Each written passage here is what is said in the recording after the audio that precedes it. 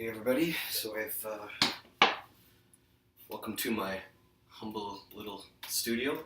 What I'm going to go through today is marching bass drum tuning. These principles can also be applied to pipe band bass drums and pipe band tenors as well. What I have with me is the brand new 16-inch Yamaha bass drum that I bought for my school. Came with some funky heads on it, so I got some Yamaha heads to put on it. These are the Remos with the interior muffle ring. There's a couple of different ways you can handle this head.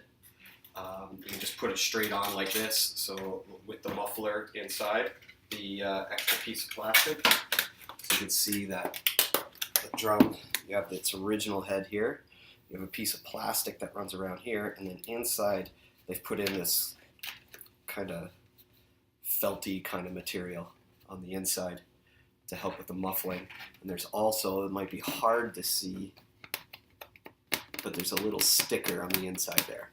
So this is to cut out all the nasty overtones that a drum naturally produces. Drums don't resonate inside the harmonic series, so sometimes you can get some really weird overtones that are coming out of your drum.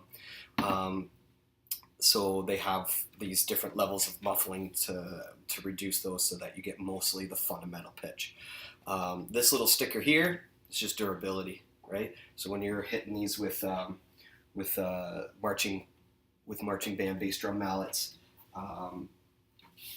you need a little bit more durability to make sure that the head doesn't get punctured or doesn't get dented anyways or whatever.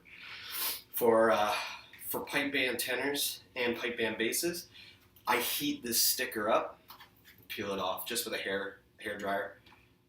Peel it off, get some glue, of that Gooby Gone, kind of anything you can get to remove the glue on the head. And then also, sometimes for basses I do this. Normally I do this for pipe band tenors, is I'll take out the muffle ring because it's a bit much. In pipe band you like that nice sustainable resonance that comes out, and this may cut it down a little bit too much. So I just take that out and just use the plastic ring that's already built in it on its own.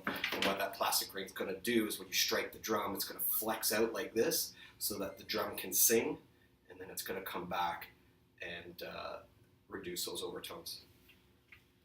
For marching band bass drums, I leave the felt in. We're really looking for mostly the fundamental and getting a really high amount of attack off of the drum. So I leave the felt in for marching bass drums. And really that's what these heads were designed for, was for the marching band bass drums, but they work good for all. Okay, I'm using Remo. I'm not going to sit here and promote any brand specifically, but each brand has their own design where they have this built-in muffling ring. So you can go Aquarian, Evans, whatever.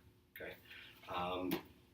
Now, same with the drum. I bought a Yamaha drum. They sound great. They've sounded great for me so far. But more importantly for me, I find that the head will make more of a difference in your sound than the drum that you purchase.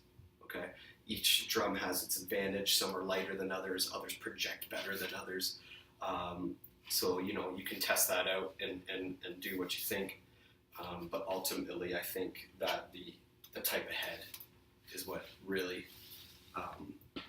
affects the sound.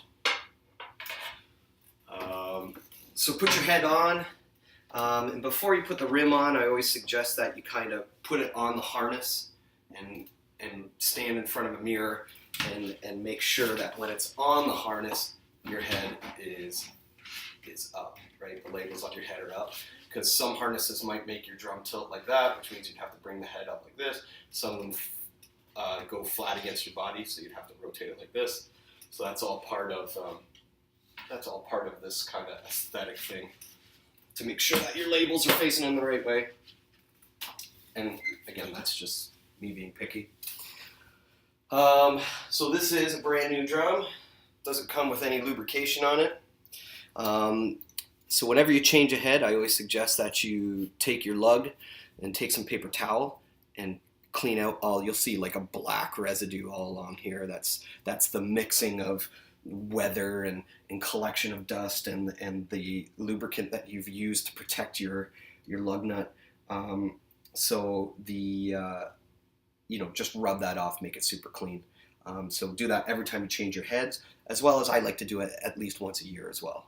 Take every single drum apart, clean it, rub all the dust out of the inside of the drum, any pieces of fabric that have fallen apart in there, or any snare residue that's fallen apart in there, just get it out. Now, when you're lubricating these, there's no need for a ton of lubrication. And I'm just using Vaseline.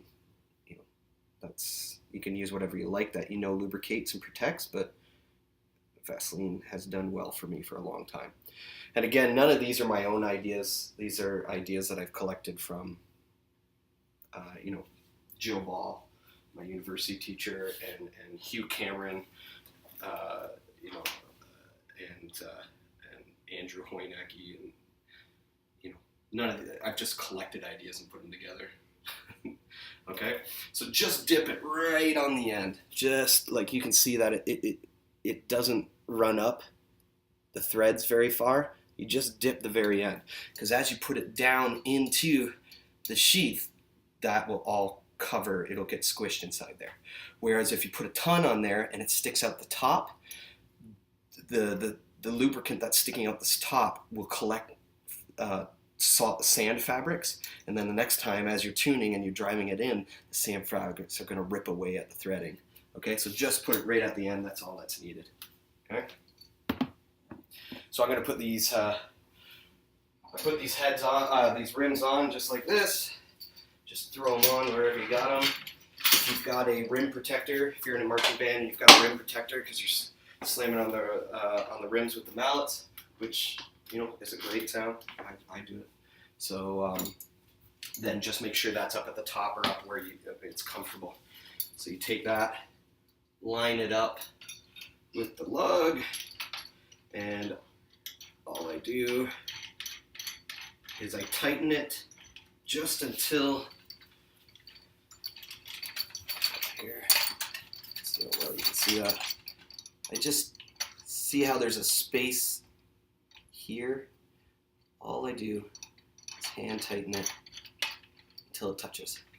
And I'll put every single lug in like that before I put any tension down. And that'll get me reasonably even when I go to put it down. Now, if you're a little off, that's no big deal. Your drum dial will fix that. But it'll make it an easier job when you're going around with your drum dial if you just kind of try to put it flat. So you put your rim on there, give it a good push. Okay, it's sitting nice. Tighten that until it touches, and you do it for all the lugs. So I'm just going to pause the video, do that, and then I'll come back with more information.